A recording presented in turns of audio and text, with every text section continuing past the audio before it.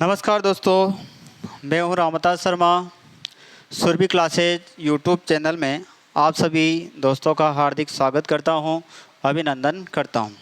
देखिए दोस्तों, हमारा जो युग्म शब्द का जो टॉपिक था उसमें हम कुछ चर्चा परिचर्चा कर रहे थे।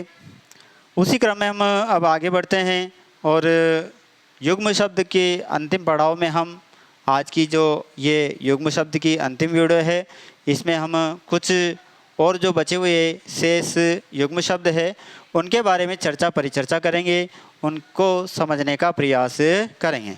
चलिए दोस्तों आगे बढ़ते हैं। अगला है निर्जर और निर्झर। निर्जर, देखिए दोस्तों, जर शब्द का अर्थ होता है जरा, यानी बुढ़ापा। निर्जर, निर एक ऐसा उपसर्ग है जो रहित अर्थ में लगता है, अभाव अर्थ में लगता है या हीन अर्थ में लगता है। जरा से रहित निर्जर कराएगा, यानी जो बुढ़ापे से रहित है। तो ये देवता शब्द का पर्यायवाची माना जाता है, देव का पर्यायवाची माना जाता है। निर्जर अजर भी देवता को ही कहा जाता है जो जरा से रहित है। अगला है दोस्तों निर्झर। निर्झर का अर्थ होता है झरना। निर्झर का अर्थ होता है दोस्तों झरना, ध्यान रखिएगा, निर्झर यानी झरना। अगला है संग। संग सभी जानते हो, साथ, जैसे वो उसके संग चला गया अर्थात उसके साथ चला गया। जबकि संग, संग शब्द का अर्थ होता है संगठन।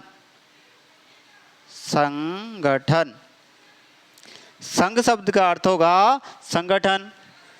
अगला है शाकल। शाकल शब्द का अर्थ होता है दोस्तों हवन सामग्री। हवन सामग्री अर्थात जो यज्ञ किया जाता है उसमें जो डाली जाती है हवन सामग्री, उसको शाकल कहा जाता है। जबकि सांकल, सांकल का अर्थ होता है जंजीर। सांकल शब्द का अर्थ होता है जंजीर।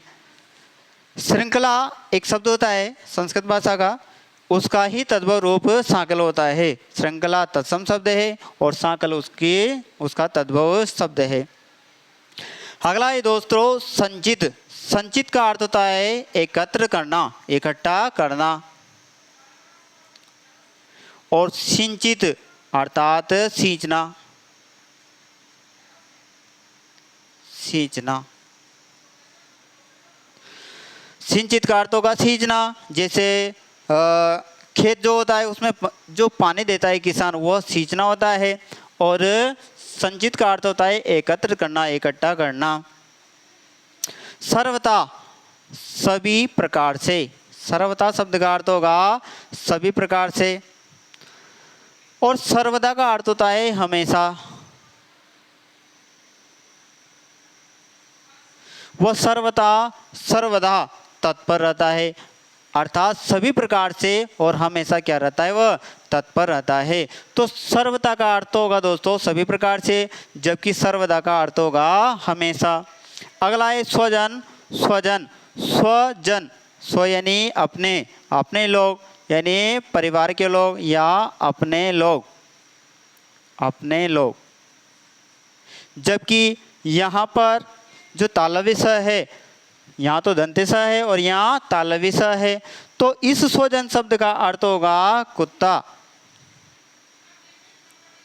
कुत्ता या उसके परिवार, मतलब कुत्ता ही होगा। तो स्वजन का अर्थ होता है कुत्ता। आपने एक शब्द सुना होगा कुत्ते के लिए, श्वान शब्द। तो श्वान भी कुत्ते को ही कहा जाता है और स्वजन भी कुत्ते को ही कहा जाता है। जबकि स्वजन का अर्थ होता है अपने लोग। आगे बढ़ते हैं दोस्तों। अगला है सीता। सीता का अर्थ होता है शक्कर अर्थात शर्करा। सीता का अर्थ शक्कर। और सीता, सीता शब्द का अर्थ सब जानते हो जानकी। सीता माता जिन्हें जानकी कहा जाता है, जनक की पुत्री। और सीता, सीता का अर्थ होता है शक्कर। अगला है सर। सर का अर्थ होता है दोस्तों बाण। सर का अर्थ बाण, जबकि सर का अर्थ तालाब। तालाब, सर से और शब्द बनते हैं, जैसे सरसिज, सरोज, मतलब सरसिज यानी तालाब में उत्पन्न होने वाला कमल का पर्यायवाची है। सरोज ये भी कमल का पर्यायवाची है। तो सर का अर्थ होता है तालाब। अगला है दोस्तों सम। सम का अर्थ होता है समान, जैसे समकोण यानी जिसके कोण क्या है, समान है। और सम का अर्थ होता है शांति। सम का अर्थ होता है शांति। यहाँ दंते स है और यहाँ तालव्य स है, तो तालव्य स जहाँ है वहाँ तो सम का अर्थ होगा शांति, और जहाँ दंते स है वहाँ अर्थ होगा समान। वैसे आप ऐसे मिलान भी कर सकते हो, यहाँ तालव्य है और यहाँ पर भी तालव्य है, यहाँ दंते और यहाँ पर भी दंते है। तो सम का अर्थ समान और शम का अर्थ शांति होता है। अगला है दोस्तों सुर। सुर का अर्थ देवता, जैसे सुरेश, सुरों का ईश इंद्र को कहा जाता है। तो सुर का अर्थ होता है देवता, या सुर का अर्थ स्वर भी होता है, स्वर आवाज। दूसरा है सूर। सूर का अर्थ होता है अंधा। सूर का अर्थ होता है दोस्तों अंधा। जैसे आपने नाम सुना होगा, एक संत थे सूरदास जी। उनको सूरदास जी इसलिए कहा जाता था कि वह जन्मांध थे, यानी जन्म से क्या थे, अंधे थे। अगला है इसी में सूर। सूर का अर्थ होता है वीर। सूर का अर्थ वीर। आगे चलते हैं दोस्तों। अगला है सुत। सुत यानी पुत्र। पुत्र शब्द का पर्यायवाची क्या है, सुत। जबकि सूत, सूत का अर्थ होता है धागा। धागा। सुत का अर्थ पुत्र और सूत का अर्थ धागा। आगे चलते हैं शंकर। शंकर भगवान शिव को बोलते हैं, यानी महादेव है। जबकि शंकर शब्द का अर्थ होता है मिश्रित, यानी मिला हुआ। शंकर शब्द हमने वहाँ पर पढ़े थे। शंकर शब्द जब हमने शब्द ज्ञान प्राप्त किया था तो वहाँ पर शंकर शब्द लिखे थे, जो दो किन्हीं भाषाओं से बने हुए होते हैं। जैसे रेलगाड़ी है, अंग्रेजी भाषा का शब्द है रेल, और गाड़ी हिंदी भाषा का शब्द है, तो उससे बना हुआ शब्द रेलगाड़ी है ना। शंकर शब्द कहलाएगा, यानी मिश्रित शब्द कहलाएगा। तो शंकर का अर्थ होता है महादेव और शंकर का अर्थ होता है मिश्रित। अगला है हृदय और हृद। यहाँ पर विद्यार्थियों की बहुत ज़्यादा कन्फ्यूजन होता है, ध्यान रखिएगा। दोनों में क्या अंतर है, अंतर समझने की कोशिश कीजिएगा। यहाँ जो हृदय है इसमें तो री की मात्रा है। जब री की मात्रा लगी हुई हो तो उस हृदय शब्द का अर्थ तो होता है हृदय। हृदय, यहाँ भी री की मात्रा ही लगानी है हृदय में। जबकि हृद, हृद शब्द का अर्थ होता है तालाब। तालाब। तालाब को तो हृदय बोलते हैं और हृदय हृदय को कहा जाता है। अगला है हस्त। हस्त का अर्थ होता है हाथी, हाथ। हस्त का अर्थ होता है हाथ, जबकि हस्ती का अर्थ होता है हाथी। हस्त का अर्थ हाथ और हस्ती का अर्थ हाथी। ऐसे ही कर का अर्थ हाथ और करी का अर्थ हाथी होता है। अगला है दोस्तों हर। हर भगवान शिव को बोलते हैं, यानी महादेव को बोलते हैं, महादेव। जबकि हरि भगवान विष्णु को कहा जाता है हरि। हरि का अर्थ वैसे बंदर भी होता है। पथ। पथ शब्द का अर्थ होता है रास्ता। परीक्षा में पूछा गया प्रश्न है दोस्तों, पथ। पथ यानी रास्ता, और पथ्य रोगी का भोजन। रोगी का जो भोजन होता है वो पथ्य कहलाता है। तो पथ का अर्थ रास्ता और पथ्य का अर्थ रोगी का भोजन। आगे चलते हैं। अगला है भवन। भवन शब्द का अर्थ होता है मकान। भवन का अर्थ होता है मकान, जबकि भुवन त्रिभुवन होता है। वैसे ही भुवन शब्द का शाब्दिक अर्थ होता है संसार। संसार, भुवन का अर्थ होता है संसार और भवन का अर्थ होता है मकान। अगला है बहन। बहन का अर्थ भगिनी, जबकि वहन, वहन यानी ढोना। किसी भी चीज़ को हम ढोते हैं तो वो वहन कहलाता है, और भगिनी को बहन कहा जाता है। अगला है उर। उर शब्द का अर्थ होता है छाती या हृदय, वक्षस्थल। तो उर का अर्थ होता है छाती या हृदय, जबकि उरु, उरु का अर्थ होता है जांग। उरु का अर्थ होता है जांग। तो ये कुछ युग्म शब्द है, आगे हम और पढ़ेंगे, आप इसका स्क्रीनशॉट ले लीजिए।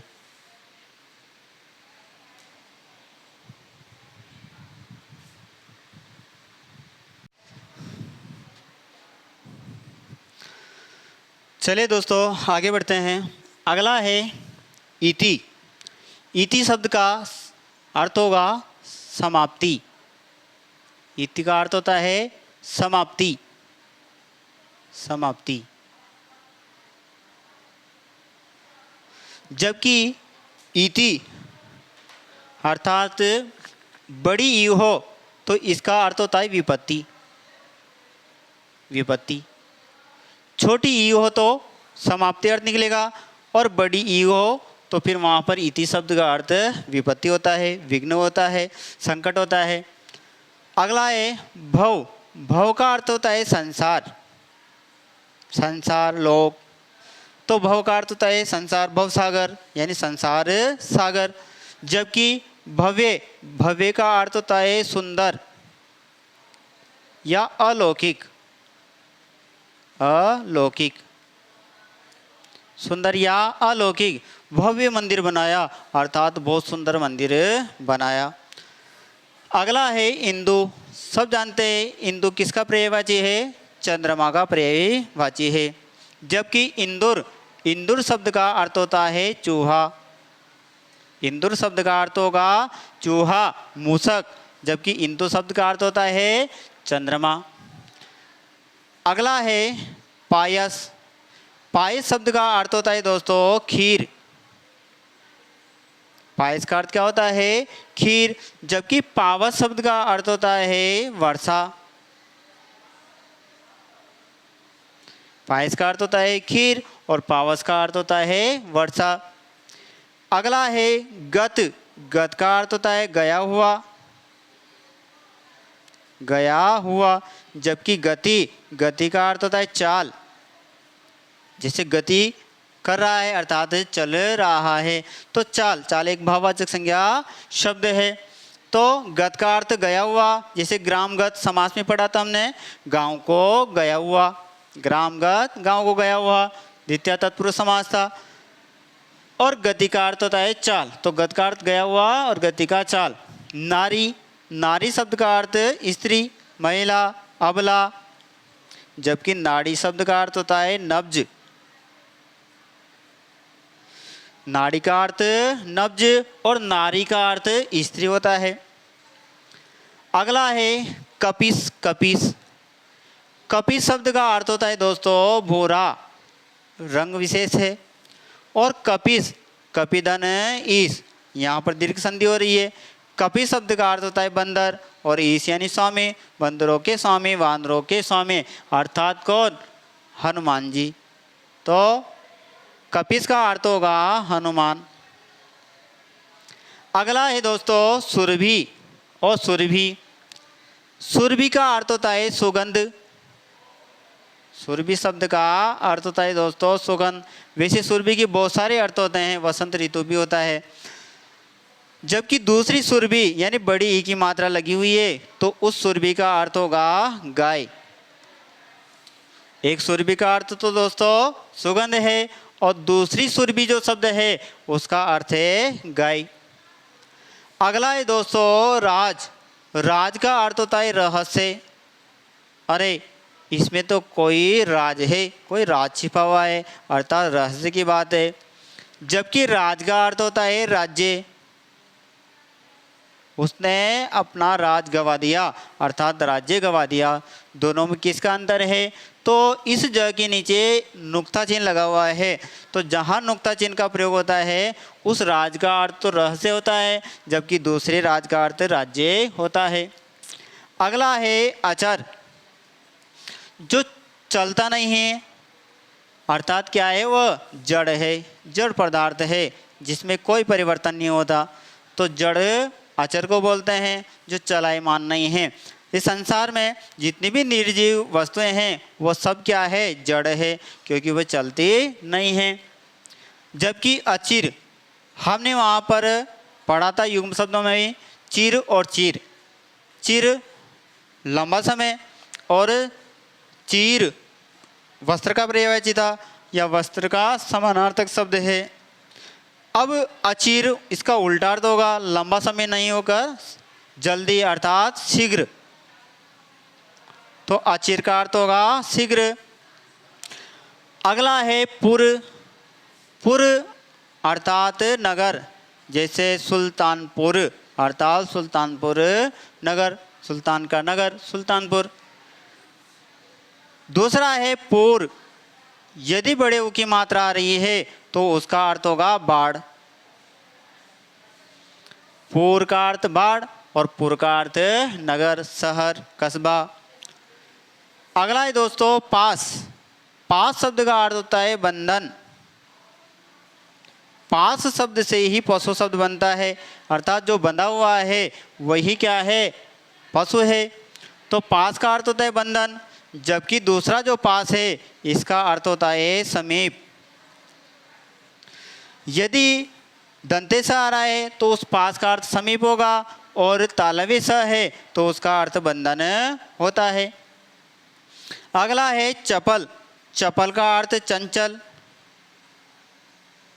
चपल का अर्थ चंचल, जबकि चपला का अर्थ होता है बिजली। बिजली पर्यायवाची में देखा था हमने, चपला, चंचला, बिजली, दामिनी और विद्युत, ये सारे पर्यायवाची शब्द थे किसके, बिजली के। तो चपला का अर्थ होता है दोस्तों बिजली। आगे बढ़ते हैं। अगला है मेघ। मेघ सामान्य शब्द है, सभी जानते हैं, किसे कहा जाता है, बादल को। जबकि मेद, मेद का अर्थ होता है यज्ञ। यज्ञ। अब देखिए दोस्तों, युग्म शब्द ऐसे होते हैं जिनका अर्थ हमें याद नहीं रहता, तो इनका थोड़ा आप संबंध जोड़िए, संबंध जोड़ने के बाद में यह वाक्य प्रयोग कीजिए, उस आधार पर हमें याद रहता है। मेद शब्द आपने सुन रखा है, नाम सुना होगा। भगवान राम ने एक यज्ञ किया था जिसका नाम था अश्वमेध यज्ञ। अश्वमेध यज्ञ अर्थात घोड़ा छोड़ा था, घोड़े के कारण उस यज्ञ का नाम पड़ा अश्व। अश्व यानी घोड़ा, मेध यानी यज्ञ, ऐसा यज्ञ जिसका संबंध घोड़े से है। तो मेध शब्द आपको ऐसे याद रहेगा, अश्वमेध यानी यज्ञ, मेध का अर्थ यज्ञ। योग्य शब्द का अर्थ होता है दोस्तों पात्र। क्या आप इस परीक्षा को देने के योग्य हो, अर्थात पात्र हो। जबकि योग शब्द का अर्थ होता है जोड़, जैसे 2 और 2 का योग कीजिए, अर्थात जोड़ कीजिए। आगे बढ़ते हैं। अगला है प्रहार। प्रहार शब्द का अर्थ होता है वार। प्रहार का अर्थ होता है वार, किसी पर आक्रमण करना प्रहार है, वार है। जबकि परिहार शब्द का अर्थ होता है त्यागना। परिहार का अर्थ होता है त्यागना, किसी वस्तु का त्याग कर दिया तो परिहार कहलाता है। तो प्रहार का अर्थ वार और परिहार का अर्थ त्यागना। अगला है अवस्था। अवस्था शब्द का अर्थ होता है दोस्तों दशा, उसकी कैसी अवस्था है, अर्थात उसकी कैसी दशा है। जबकि व्यवस्था, व्यवस्था का अर्थ होता है प्रबंध। प्रबंध अंग्रेजी में कहें तो इसे मैनेजमेंट कहा जाता है, यानी व्यवस्था का अर्थ होता है प्रबंध और अंग्रेजी में कहें तो मैनेजमेंट। ये व्यवस्था शब्द उपसर्ग में भी बहुत पूछा जाता है, इसमें कितने उपसर्गों का प्रयोग हुआ है, तो वी प्लस औ प्लस इस्ता, अर्थात 2 उपसर्गों का इसमें प्रयोग हुआ है, ध्यान रखिएगा। अगला है दोस्तों निहार। निहार का अर्थ होता है दोस्तों देखना। निहार का अर्थ क्या होता है, देखना। जबकि निहार, दूसरे निहार का अर्थ होता है ओस। ओस सभी जानते हैं, सर्दी में जो बूंदे जमती है ओस की, तो वो ओस होता है। तो छोटी की मात्रा आ रही है तो उस निहार का अर्थ देखना, जैसे वो चारों तरफ निहार रहा था अर्थात चारों तरफ देख रहा था। जबकि निहार बड़ी की मात्रा है तो उसका अर्थ होता है ओस। अगला भित्ति, भित्ति का अर्थ होता है दीवार। कल्चर में हम पढ़ते हैं भित्ति चित्र अर्थात दीवार पर बने हुए चित्र। जबकि भीति, भीति शब्द का अर्थ होता है दोस्तों डरना, डर पैदा होता है उसे भीति कहते हैं, और भित्ति दीवार को कहते हैं।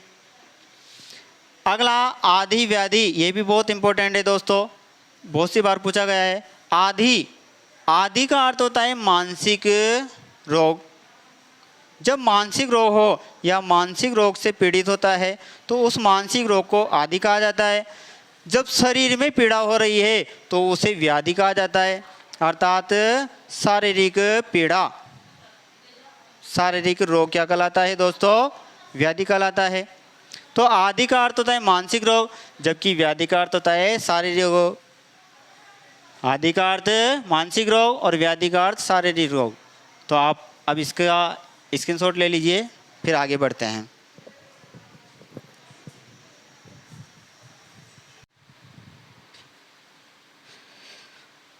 चलिए दोस्तों आगे बढ़ते हैं। अगला है अतल।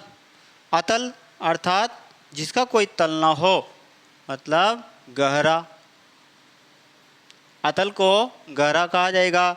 जबकि अतुल जिसकी तुलना नहीं की जा सकती, जिसकी तुलना न हो, जिसकी तुलना न हो,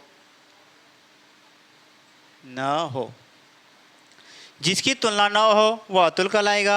जबकि अतल, तल का मतलब जिसका तल है, और अतल का अर्थ है दोस्तों जिसका कोई तल नहीं है अर्थात अत्यंत गहरा है। अगला है व्यजन। व्यजन का अर्थ होता है पंखा। व्यजन शब्द का अर्थ होता है दोस्तों पंखा। जबकि व्यंजन शब्द का अर्थ होता है भोजन, खाना, पकवान। व्यंजन का अर्थ होगा पकवान, जबकि व्यंजन का अर्थ होगा पंखा। अगला है जठर। जठर शब्द का अर्थ होता है दोस्तों पेट। जबकि जरठ, जरठ, जरा यानी क्या होता है बूढ़ा, तो जरठ का अर्थ भी क्या होता है दोस्तों बूढ़ा।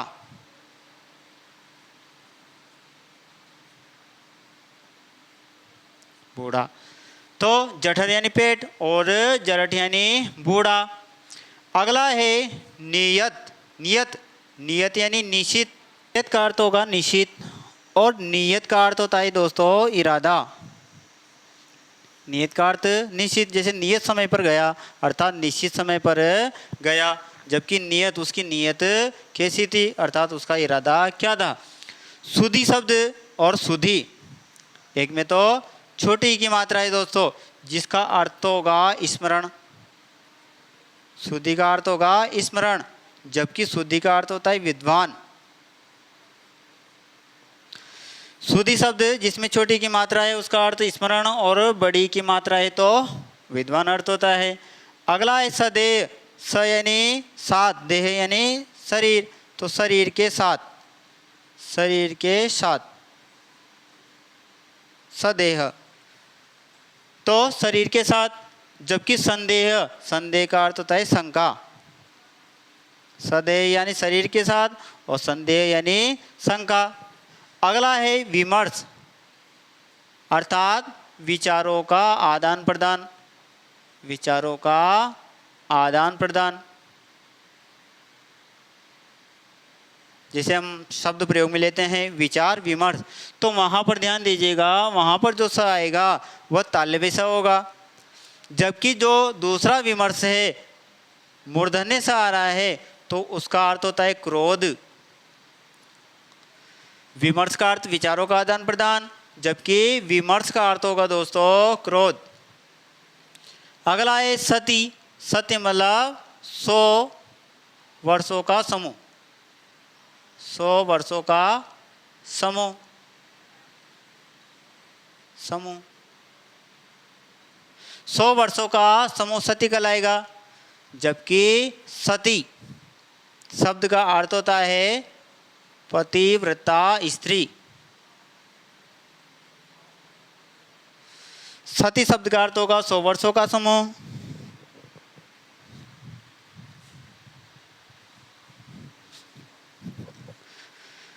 और सती शब्द का अर्थ पतिव्रता स्त्री। अगला है हंस, जो कि एक क्या है दोस्तों, पक्षी है। हंस एक पक्षी है। और हंस हंस का अर्थ होता है हंसना, एक क्रिया है। हंस का अर्थ एक पक्षी यानी मराल, मराल को हंस कहा जाता है या हंस को मराल कहा जाता है, जबकि हंस का अर्थ होता है हंसना। अगला है मल। मल शब्द का अर्थ होता है दोस्तों मेल, गंदगी, जबकि मल का अर्थ होगा पहलवान। पहलवान, मल युद्ध, दो पहलवानों के बीच में जो युद्ध होता है मल युद्ध कहलाता है। तो मल का अर्थ होता है पहलवान, जबकि मल का अर्थ मेल। मल यानी पहलवान और मल यानी मेल। बलाक, बलाक बगुला, जबकि बलाहक शब्द का अर्थ होता है बलपूर्वक ले जाने वाला जल को, अर्थात बादल। जो जल को बलपूर्वक ले जाता है अर्थात कौन, बादल, तो उसे बलाहक कहा जाता है। अगला है कृतज्ञ। इसका प्रयोग वाक्यांश के लिए एक शब्दों में भी होता है। कृतज्ञ, किए हुए उपकार को मानने वाला, किए हुए उपकार को मानने वाला, मानने वाला। जबकि कृतज्ञ, कृतज्ञ शब्द का अर्थ इसका उल्टा हो जाएगा, किए हुए उपकार को नहीं मानने वाला, किए हुए उपकार को नहीं मानने वाला, मानने वाला। कृतज्ञ किए हुए उपकार को मानने वाला, जबकि कृतज्ञ किए हुए उपकार को नहीं मानने वाला। इस शब्द से 3 प्रश्न बन रहे हैं दोस्तों। एक तो विलोम शब्द में बनेगा, कृतज्ञ का विलोम शब्द क्या होगा, तो कृतज्ञ होगा। दूसरा वाक्यांश के लिए एक शब्द बनेगा, किए हुए उपकार को मानने वाला, एक शब्द बताइए कृतज्ञ। किए हुए उपकार को नहीं मानने वाला एक शब्द बताइए, तो कृतज्ञ बताएंगे। और शब्द युग में भी पूछा जाएगा। इस दृष्टि से एक अत्यंत महत्वपूर्ण शब्द है। आगे चलते हैं दोस्तों। अगला है अर्जन। अर्जन का अर्थ होता है कमाना। अर्जन शब्द का अर्थ होता है कमाना, जबकि अर्चन का अर्थ होता है पूजा। अर्जन शब्द का अर्थ कमाना, जबकि अर्चन शब्द का अर्थ है पूजा। कोर, कोर का अर्थ किनारा। कोर, जैसे किसी भी दीवार या किसी भी पत्थर है उसकी कोर अर्थात उसका किनारा। जबकि कोर, कोर का अर्थ होता है ग्रास। जैसे रोटी का कोर खाया यानी रोटी का एक ग्रास खाया, तो कोर किनारा और कौर ग्रास होगा। निधन अर्थात मृत्यु। निधन का अर्थ होता है मृत्यु, जबकि निर्धन, निर्धन शब्द का अर्थ होगा दोस्तों गरीब, जिसके पास धन नहीं है। निर्धन यानी गरीब। तो निधन मृत्यु, जबकि निर्धन गरीब होता है। अगला है वरण। वरण का अर्थ स्वीकार करना, ग्रहण करना, जबकि वारण का अर्थ होता है त्यागना, दूर हटना। वरण का अर्थ स्वीकार करना और वारण का अर्थ त्यागना या दूर हटना या निवारण भी हो जाता है। अगला है कांति। कांति शब्द का अर्थ होता है दोस्तों चमक, जबकि क्रांति, क्रांति का अर्थ होता है विद्रोह। विद्रोह, कांति का अर्थ होगा चमक, जबकि क्रांति का अर्थ होगा विद्रोह। तो देखिए दोस्तों, ये जो शब्द युग में हमने पढ़े वीडियो के माध्यम से, वो अत्यंत महत्वपूर्ण शब्द है जो कि परीक्षाओं में आ चुके हैं या आने लायक है, अत्यधिक महत्वपूर्ण है। तो इनका बराबर आप अध्ययन करें